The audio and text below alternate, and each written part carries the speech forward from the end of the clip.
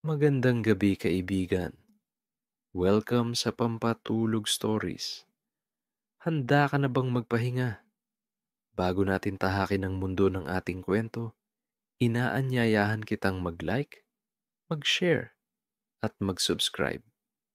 Maliit na bagay, pero napakalaking tulong para makagawa pa tayo ng mga kwento na magpapakalma at magpapatulog sa iyo gabi-gabi.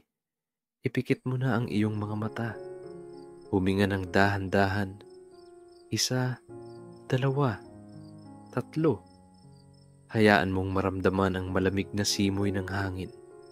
Sa bawat hinga mo, pakiramdam mo ay unti-unting gumagaan ang iyong katawan.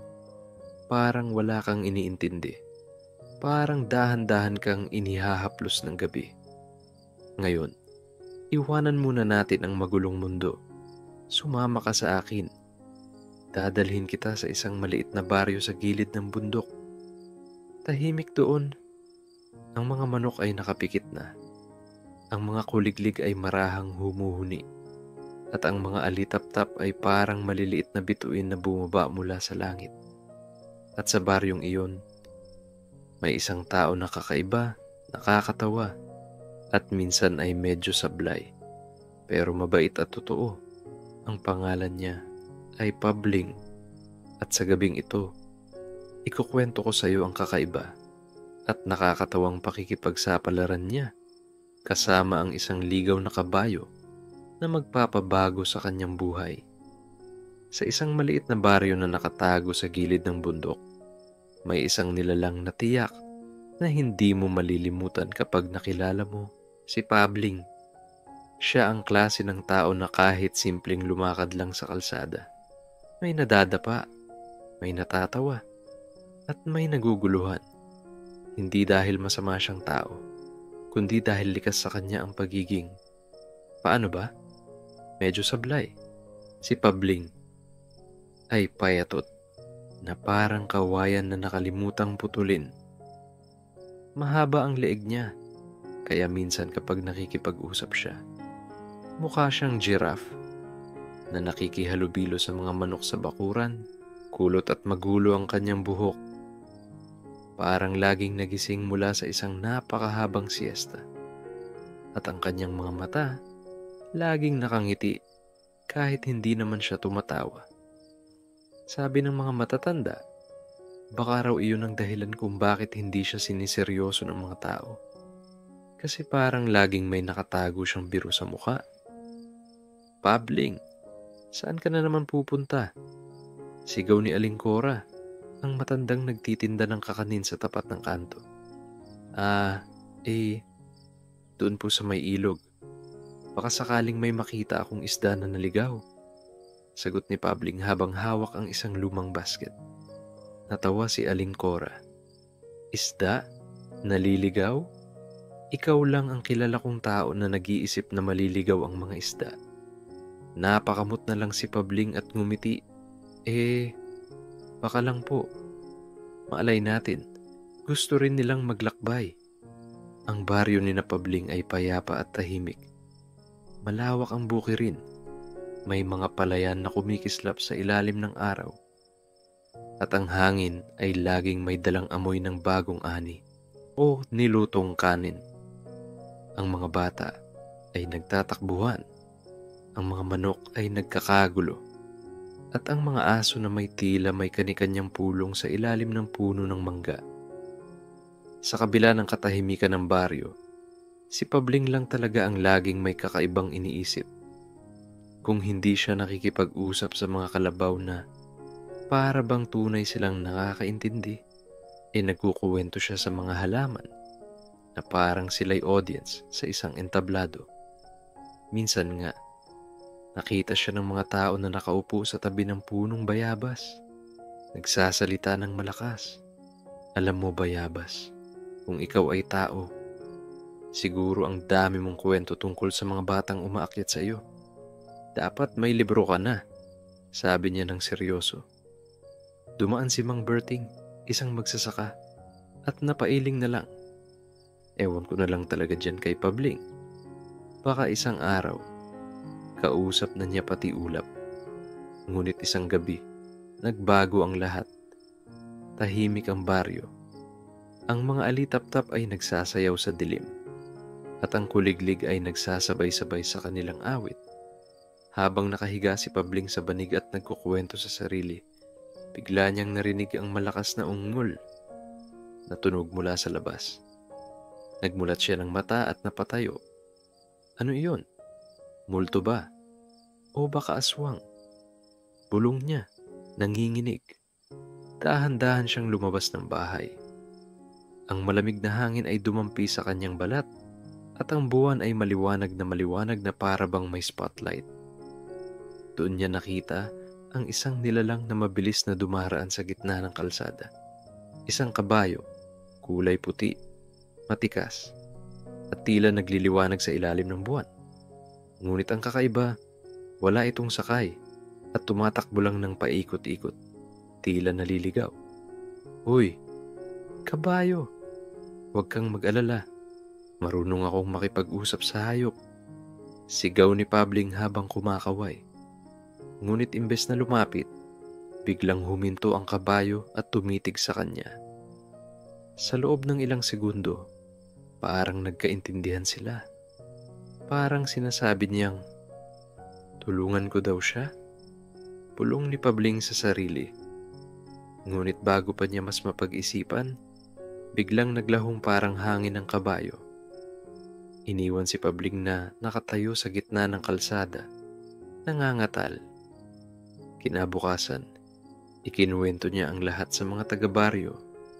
May nakita akong kabayo kagabi, puting-puti, at parang gusto niyang may sabihin sa akin. Sigaw niya sa mga tao. Ngunit imbes na maniwala, nagtawanan lang sila. Ay naku, Pabling, baka naman nanaginip ka lang, sabi ni Mang Berting. Baka naman unggoy lang iyon, dagdag ng isa. Pero si Pabling, seryoso. Hindi ako nanaginip. Totoo yun. At alam ko, hindi pa tapos ang pagkikita namin. Habang sinasabi niya ito, ramdam niya ang kakaibang kilabot at pananabik. Para bang may paparating na pakikipagsapalaran. At sa unang pagkakataon sa kanyang buhay, nanahimik si Pabling. Kasi sa puso niya, alam niyang may misyon siyang darating. Isang kakaibang ugnayan sa kabayong iyon. Kinabukasan ng gabi, matapos ang kanyang kakaibang karanasan, hindi mapakali si Pabling. Kahit anong pilit niyang magpikit, lumalabas-labas sa kanyang imahinasyon ang puting kabayo. Para itong multo na hindi mo maalis sa isipan. Maliban na lang kung may kasama kang tsokolate o bibingka. Kung multo man iyon, di kabayong multo. Bulong niya habang nakahiga sa banig. Pero kung totoo, baka ako lang ang pinagkatiwalaan niya. Napabalikwas siya ng bangon. Hindi na siya mapakali. Inilabas niya ang kanyang lumang tsinelas na halos 1,000 beses nang natahi ni nanay. Saka nagsuot ng sombrerong may butas sa gitna. Kung magpapakita ulit ang kabayo, dapat gwapo ako, sabi niya. Habang tumingin sa salamin na gawa lang sa makintab na lata. Kahit mukhang kawayan, baka mapansin niya ang tapang ko. Paglabas niya ng bahay, malamig ang simoy ng hangin. Ang buwan ay muling bilog at maliwanag, at ang mga kuliglig ay tila nagtatanghal ng konsyerto para sa kanya. Nilingon-lingon niya ang paligid, at ayun na nga, mula sa malayo, isang puting anino ang mabilis na gumagalaw. Hoy, kabayo! Ako ito, si Pabling. Sigaw niya, sabay kaway na parang nagbabalik ng jeep. Ngunit gaya ng dati, hindi lumapit ang kabayo. Bagkus, dumiretso ito sa bukirin. Kumakabog ang lupa sa bawat yabag. Hoy, huwag kang tumakbo. Hindi naman ako multo. Tao ako. Sigaw ni Pabling sabay takbo rin. Pero dahil payatot at lampas siya, mabilis siyang nadapa. Aray ko! Pati lupa, ayaw akong tulungan. Reklamo niya habang nakadapa, pero agad ding bumangon. Ang nakakatawa, kahit madalas madapa, hindi sumusuko si Pabling. Kahit maputik na ang tsinelas niya, kahit puro gasgas na ang tuhod, tuloy-tuloy lang siya. Sa gitna ng bukirin, may mga palay na kasing taas ng kanyang balikat. Habang tumatakbo siya, nasasampal-sampal ng palay ang mukha niya. Para akong nilalatigong walang laban. Sigaw niya. Kung alam ko lang na ganito, sana nagdala ako ng helmet. Narinig ng kabayo ang sigaw at biglang huminto. Tumingin ito kay Pabling. Ang mga mata ng kabayo ay malalim at tila puno ng lungkot. Para bang nagsusumamo. Tulungan mo ako. Napahinto si Pabling, hingal na hingal. Ano ba? Kailangan mo ng tubig o gusto mo ng sinigang? Ngunit imbes sumagot, biglang muling tumakbo ang kabayo papunta sa gubat. Hindi nagatubili si Pabling. Sumugod siya kahit madilim. Ang gubat ay puno ng huni, ng mga kuliglig at mga kaluskos na nakakatindig balahibo. Ang mga punong kahoy ay mataas at tila mga higanting bantay na nakapaligid. Kung may tikbalang dito, aba, baka kamag-anak mo. Sigaw niya habang nagtatapang-tapangan. Pero ang totoo, nanginginig ang kanyang tuhod. Maya-maya, narinig niya ulit ang yabag ng kabayo. Malapit lang ito. Sinundan niya ang tunog hanggang sa dumating siya sa isang maliit na bakante ng gubat. Doon niya nakita ang kabayo, nakahinto, parang hinihintay siya. Lumapit si Pabling, dahan-dahan, hawak ang kamay na parang mag-aalok ng pagkain. Uy, kabayo, huwag kang matakot. Kaibigan ako. Hindi ako kumakain ng damo. Huwag kang mag-alala. Ngunit nang halos maabot na niya ito, biglang, hiya! Tumakbo ulit ang kabayo. Sa sobrang gulat ni Pabling, napaupo siya sa lupa. Hoy, bakit palagi kang tumatakbo? Parang ex na ayaw magpahabol. Reklamo niya. Pero napansin niya, may kakaiba. Sa bawat pagtakbo ng kabayo, may bakas itong iniiwan. Parang kumikislap na liwanag na naglalaho pagkatapos ng ilang segundo. Hoy, para kang may Christmas lights sa paa. Kinabukasan, ikinuwento niya muli sa mga tao sa baryo ang nangyari. Mga kabaryo, hindi talaga ako nananaginip. Yung kabayo, may liwanag ang mga paa. Para siyang nilalang na galing sa langit. Ulalas niya. Pero gaya ng dati, nagtawanan lang sila. Pabling, baka naman kinukulam ka na, sabi ni Mang Berting. O baka naman gutom ka lang, kaya kung ano-ano nakikita mo. Dagdag ni Aling Cora. Napayo ko si Pabling. Bakit ba walang naniniwala sa akin? Totoo talaga.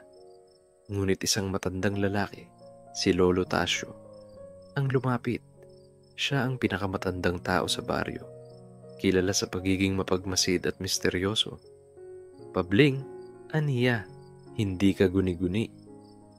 May kwento noon pa man tungkol sa isang ligaw na kabayo.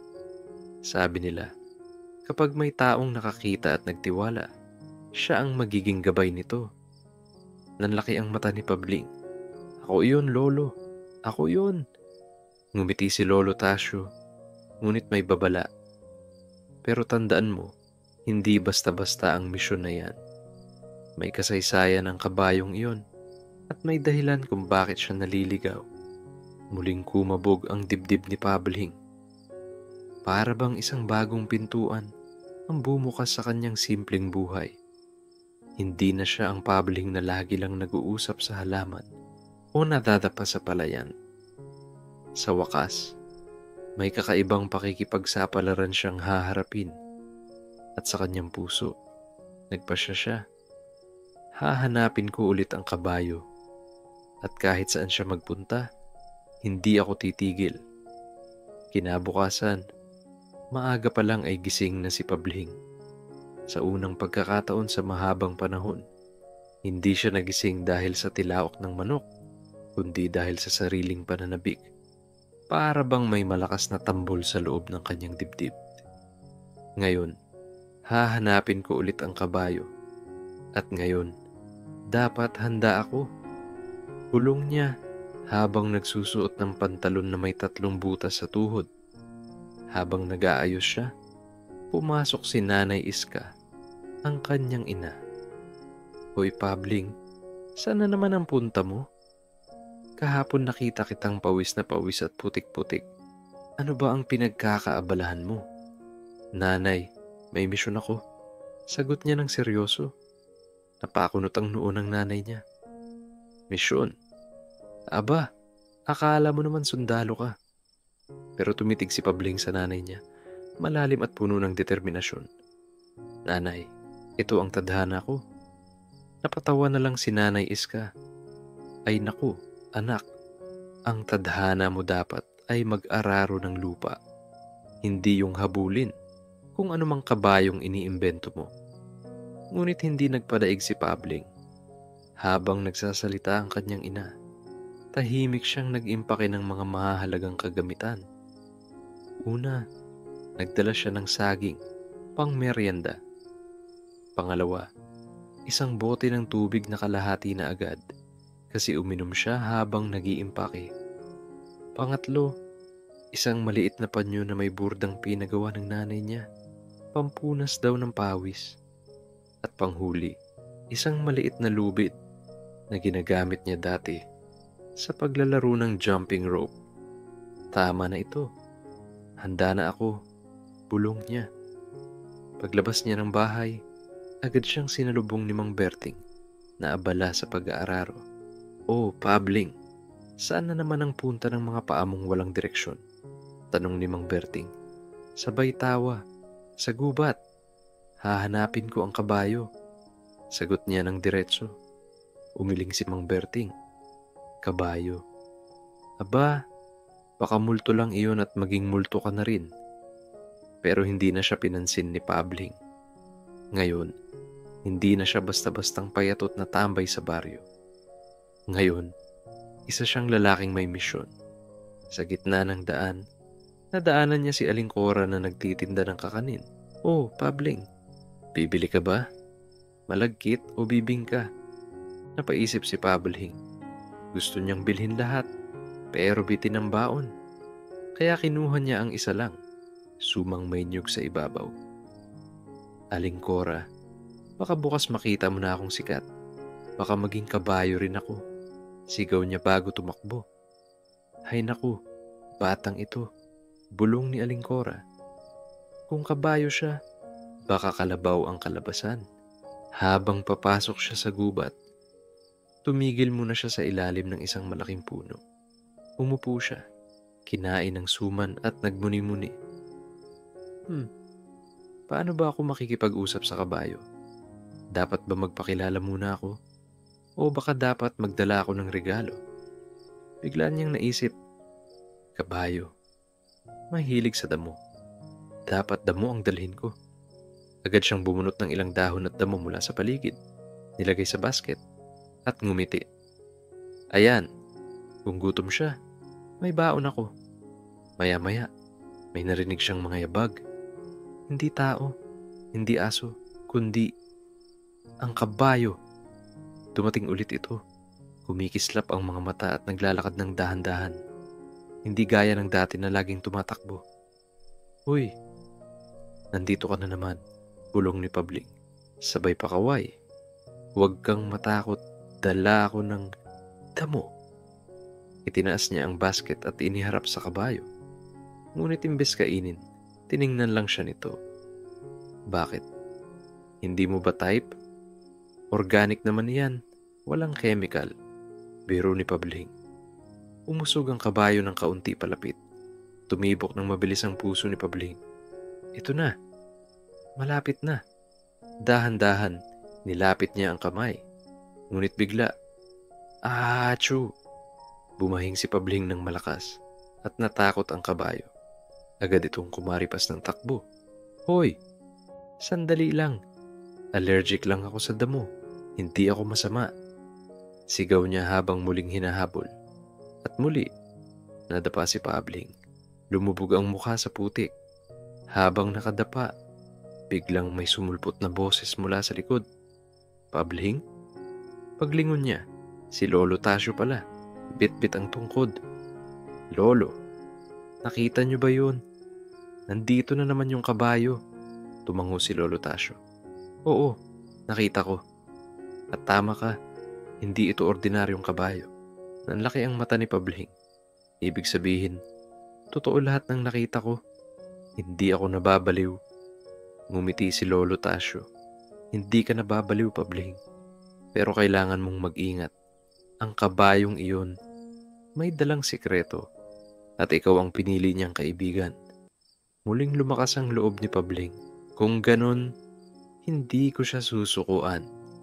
Kahit ilang beses pa akong madapa, kahit ilang beses pa akong malubog sa putik. Tinapik siya ni Lolo Tasyo sa balikat. "Tama iyan. Pero tandaan mo, minsan hindi lang tapang ang kailangan, kundi pasensya." Ngumiti si Pabling. "Pasensya? Buti na lang mahaba ang pasensya ko.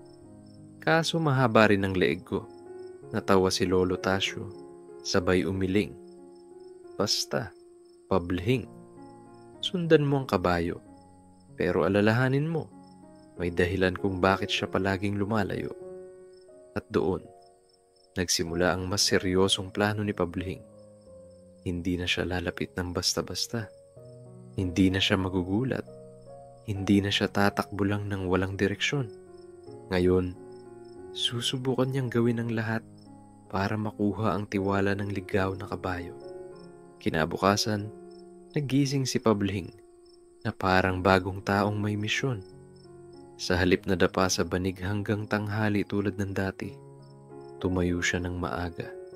Nilinis ang sarili at nagsuklay pa ng buhok gamit ang tinidor dahil wala silang suklay sa bahay. Ngayon, dapat gwapo ako kasi baka makita ulit ako ng kabayo. Bulong niya sa sarili habang tinitingnan ang refleksyon niya sa isang mangkok na puno ng tubig. "Pabling, ngayon ang araw ng iyong kasaysayan." Paglabas niya ng bahay, sinalubong siya ng mga kapitbahay. Tulad ng nakagawian, may mga biro na agad. "Oh, Pabling, sana naman ang punta mo? Sa buwan?" Sigaw ni Mang Berting habang nagbubuhat ng sako ng palay. "Hindi, Mang Berting. Sa kabayo. Babalikan ko siya."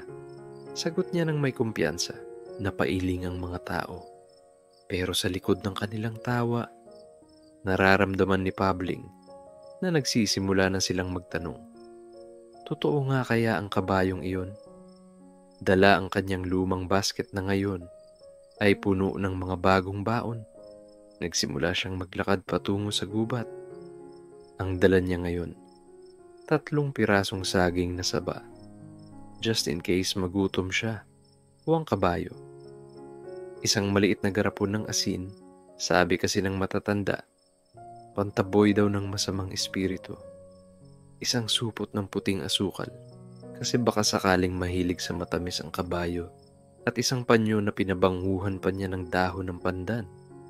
Habang naglalakad, nakasalubong niya si Aling Cora. "Oh, Pabling, ano na naman iyang dala mo? Parang sari-sari store ka na naman." "Para sa kabayo, Aling Cora." Sagot niya ng seryoso. Napahagalpak ng tawa si Aling Cora. "Naku, kung kumain ng saging yung kabayo mo, baka maging unggoy na siya." Ngumiti lang si Pabling.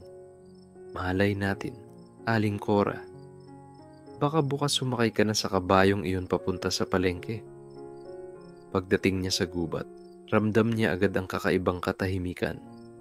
Ang mga ibon ay tila nagbubulungan at ang hangin ay malamig ngunit mabango.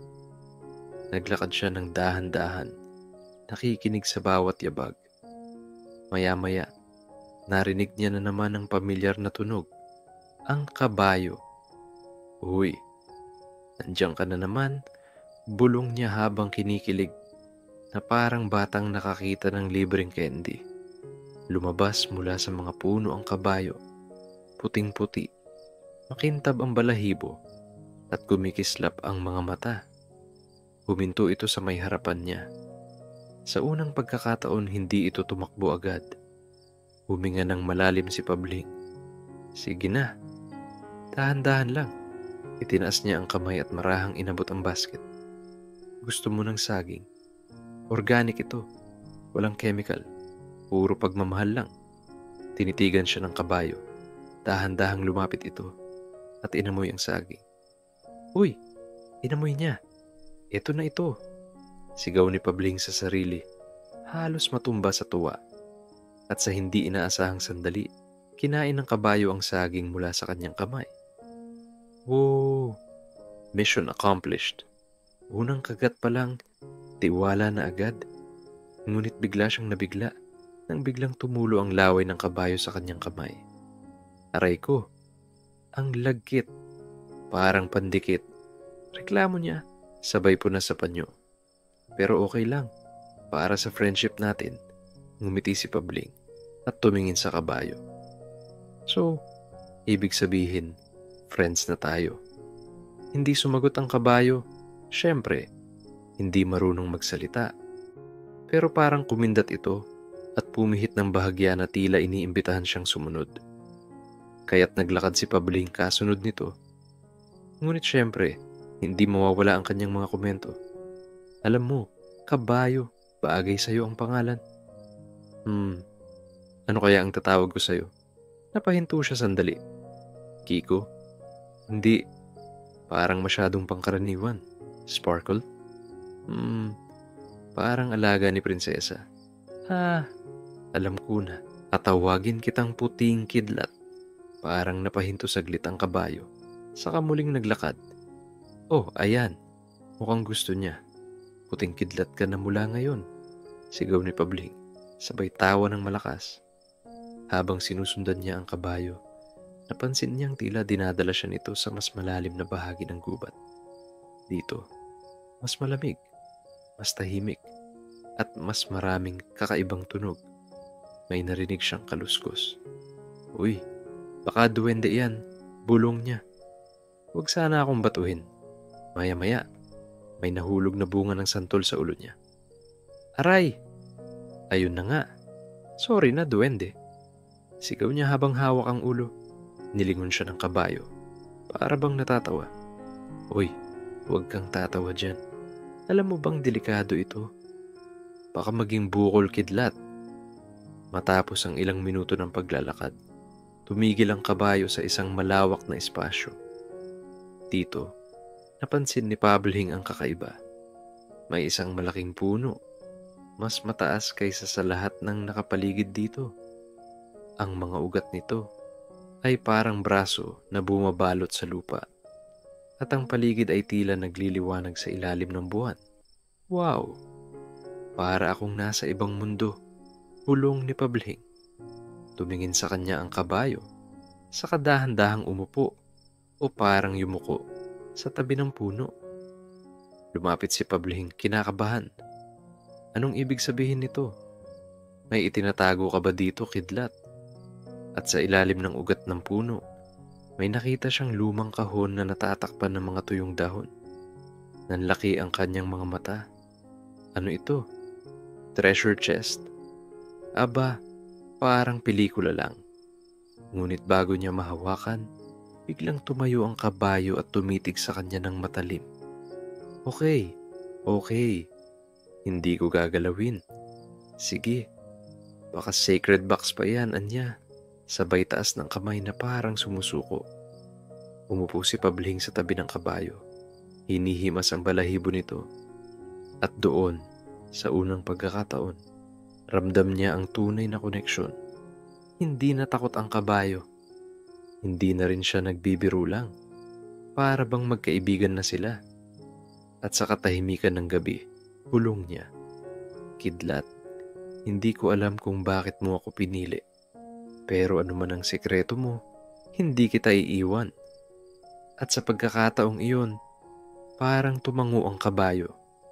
Dumating ang araw ng pinakahihintay ng buong baryo, ang malaking karera ng kabayo. Sa unang pagkakataon, ang tahimik na baryo ay naging parang piyesta. May mga banderitas na nakasabit sa bawat bahay, may mga nagtitinda ng inihaw na mais at suman sa gilid. at halos lahat ng tao ay nagtipon sa malaking bukirin na nagsilbing karerahan. Paabling, sigurado ka ba talaga dito? Tanong ni Aling Cora habang nag-aayos ng bitbit niyang kakanin. Baka matalisod ka lang at masira ang karera. Ngumisi si Pabling at nag-flex ng kanyang payat na braso. Aba, Aling Cora, huwag kayong mag-alala. May sikreto akong tinataglay. Biglang nagsalita si Mang Berting. Ang sikreto mo ba? Yung lagi kang nadadapa kahit walang bato sa daan? Tawanan ng mga tao. Pero imbes na mainis, ngumiti lang si Pabling. Huwag niyo akong maliitin mga kabaryo. Ngayon makikita ninyo. Hindi lang basta kabayo ang kasama ko. Isa siyang kaibigan. At doon nga, pumasok sa eksena ang puting kabayo. Ang ligaw na kabayong matagal nang gumugulo sa baryo. Ngunit ngayon, tahimik itong lumapit kay Pabling. Hindi na ito mailap. Hindi na ito ligaw. Para bang tanggap nito na si Pabling ang kanyang sakay. Nagbulungan ng mga tao. Hindi ba't iyan yung kabayong ayaw magpalapit kanino man? Paano napasunod ni Pabling? Baka may gayuma ito. Ngunit nang makita nilang marahan at mahinahon ang kilos ng kabayo sa tabi ni Pabling, tila nagbago ang tingin nila. Tatlo silang kalahok. Una, si Mang Ben na may malaking kabayo na kulay itim at halos doble ang laki ng kay Pabling. Pangalawa, si Goryo, isang kabataang kilala sa pagiging mabilis at astig na may kabayong kulay kayumanggi. At panghuli, si Pabling, ang komedyante ng baryo, nakasakay sa kabayong ligaw na ngayoy tila may sariling dignidad. Handa na ba kayo? Sigaw ng taga-baryo na nagsilbing tagapagsalita. Handa na. Sigaw ng mga kalahok maliban kay Pabling na abala pang inaayos ang upo. Ay teka lang, medyo nangangati ako. Okay na, sabi niya. Dahilan ng tawanan ng lahat. Isa, dalawa, tatlo, takbo. Agad na sumugod ang mga kabayo. Si Mang Ben ay mabilis. Si Goryo ay kontrolado at eksperto. Samantalang si Pabling ay halos malaglag agad sa unang kanto. Wah! Kabayo, dahan-dahan lang. Hindi ako handa. Sigaw niya habang mahigpit na kumakapit. Ngunit laking gulat ng lahat nang biglang huminto ang puting kabayo. Saka tumingin kay Pabling na para bang nagsasabing, relax ka lang, ako ang bahala. Nagulat si Pabling at natahimik. Pagkatapos, marahan niyang hinaplos ang leeg ng kabayo.